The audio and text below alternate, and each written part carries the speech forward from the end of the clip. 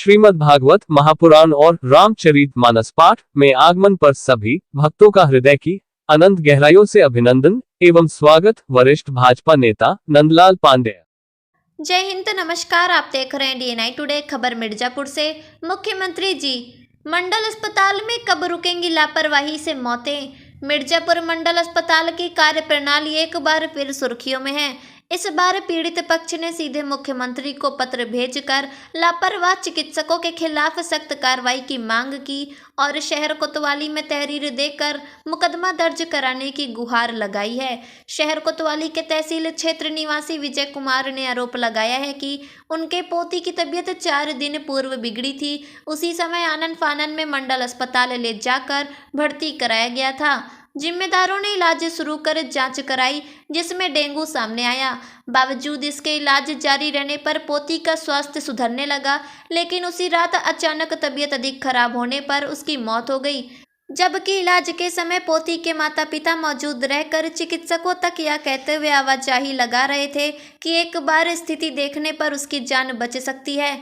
मंडल अस्पताल कर्मचारी एक ही बात कहते रहे कि डॉक्टर साहब नहीं हैं, जो बड़ी लापरवाही को दर्शाता है। मामला तूल पकड़ने पर मंडल अस्पताल प्रशासन की ओर से उठाया जा रहा कदम पोती को वापस नहीं ले आ सकेगा, लेकिन इतना है कि यदि इस तरह की जिम्मेदारियां भगवान कहे जाने वाले चिकित्सकों की रही तो कई अन्य जिंदगियां कब आंख मूंद लेंगी, कुछ नहीं कहा जा सकता। लापरवाही में पोती की मौत का हंगामा सोशल मीडिया पर उफान लेता रहा। मामले में शासन प्रशासन का शिकंजा लापरवाह जिम्मेदारों पर नहीं कस सका तो पीड़ित पक्ष प्रधानमंत्री तक पहुंचेगा। प्रचार Vindhyavasini medical college Mirzapur RB कमल ने बताया कि इस मामले में 3 कर्मचारियों को निलंबित कर जांच शुरू कर दी गई है। मिर्जापुर से यूपी हेड राजेश तिवारी के साथ रिपोर्टर वैष्णवी शुक्ला की रिपोर्ट। क्या नाम है आपका? विजय कुमार। विजय, क्या हुआ था हॉस्पिटल में? हम लोग डॉक्टर देवराज सर को दिखाने गए थे सोमवार को 10 साढ़े 10 बजे करीब। तो उन्होंने देखा वो बच्ची को, तो जांच लिख दिया और दवाई भी चल रहा है। तो दूसरे दिन रिपोर्ट आया तो दिखाएं तो उसमें डेंगू निकला। डेंगू में वो तो भर्ती कर लिए देवराज सर, भर्ती कर लिए। उसके बाद बच्ची का पानी और दवाई चल रहा था, सुई। दूसरे दिन हमने 7 बजे उससे मिल के आए, एकदम स्वस्थ थी, सही थी। डॉक्टर साहब आए थे 5 बजे राउंड पे, उनसे बात भी किए कि डॉक्टर साहब इनको बुखार चढ़ता उतरता है, लेकिन वो कहें कि ठीक हो जाएगा बेटा, सुई लग रहा है, उसी से सही हो जाएगा। हमने घर चले आए। लड़की के माता पिता वहाँ थे, थोड़ा मतलब बोलने चालने में थोड़ा सा वो थे, वो लोग बोल नहीं पाए। रात को उसका तबीयत अचानक 2 बजे रात बिगड़ गया। और मेरे वाइफ यहाँ गए, वहाँ पे कंपाउंडर को बुलाने, कह रहा है कि मेरा ड्यूटी नहीं है, मेरा ड्यूटी नहीं है, डॉक्टर साहब नहीं है, फ़ोन नहीं उठा रहे थे। इसी में उस बच्ची का 3-4 बजे के करीब उसका वो हो गया। हमने पहुंचा जब 5 बजे तो देखे बहुत बिगड़ गए, लेके गए इमरजेंसी वार्ड में। इमरजेंसी वार्ड डॉक्टर सो रहे थे, उनको उठाएं, उन्होंने दिखाया, कहते बच्ची तो ख़त्म हो गई। उसी में हम लोग पूरा कार्रवाई कर रहे हैं। क्या चाहते हैं बाबा? हम लोग ये चाहते हैं कि जो लापरवाही डॉक्टर ने किया है, कंपाउंडर ने किया है, सिस्टर ने किया है, ये बहुत बड़ा लापरवाही की है। हमारी बच्ची का स्वस्थ बच्ची रहते हुए भी हमारी स्वस्थ चली गई, और दूसरे के साथ ऐसा ना हो, इसलिए उन लोगों के ऊपर कार्रवाई किया जाए।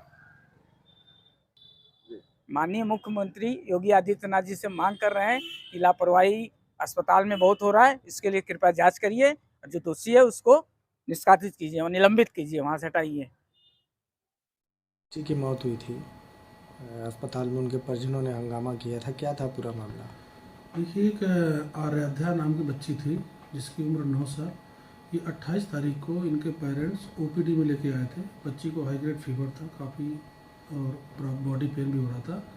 OPD में डॉक्टर देवराज जो पीडियाट्रिशियन है उनके अंडर में दिखाया, फिर उन्होंने उसी 28 तारीख को उन्होंने एडमिट कर लिया था।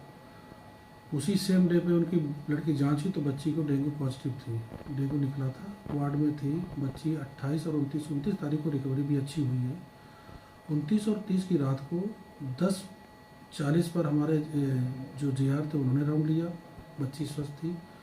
11 बजे डॉक्टर देवराज खुद गए थे वार्ड में, बच्ची को देखा पैर तो वो राउंड लेके आगे जो दवा चल रही थी चले गए। 1 से 1.5 के बीच में बच्ची को कुछ प्रॉब्लम हुई है राइगर की या सीजर की। तो पेरेंट्स लोग वहाँ पर उस समय जो नर्सिंग स्टाफ और वार्ड बॉय थे वहाँ पर इंचार्ज, तो जब बुलाया तो उन्होंने मतलब वो ये बोला कि ये अभी चलो, हम बार बार डिस्टर्ब ना करो, वहाँ रहो। नर्सिंग की वजह से गए, उन्होंने उतना जो प्रॉब्लम थी उनको ना केयर करके बाद में जब वो 2-3 बार गए हैं पेरेंट्स ने, तब उन्होंने फिर इमरजेंसी से डॉक्टर को बुला कर मुँह दिखवाया है। इमरजेंसी बच्चे को फिर लेके आए हैं, लेकिन तब तक बच्ची कोलैप्स हो गई थी। तो अब ये किस कंडीशन में सडनली इतनी जल्दी, चूँकि रिकवरी फेज में थी बच्ची, काफ़ी स्वस्थ हो गई थी, कैसे हुआ? लेकिन जो पेरेंट ने कहा कि साहब मैंने इनको 2 बार जगाया और बुलाया, तो नर्सिंग स्टाफ की थोड़ी लापरवाही आई है और उन्हीं के बारे में अटेंडेंट ने जो कहा था, तो उनके खिलाफ मैंने 3 के खिलाफ एक्शन ले लिया, तीनों को निकाल दिया है। और बाकी हमने शोकॉज नोटिस दिया है मैट्रन को और डॉक्टर को भी दिया है कि जिसकी लापरवाही होगी तो उनके खिलाफ भी एक्शन करेंगे।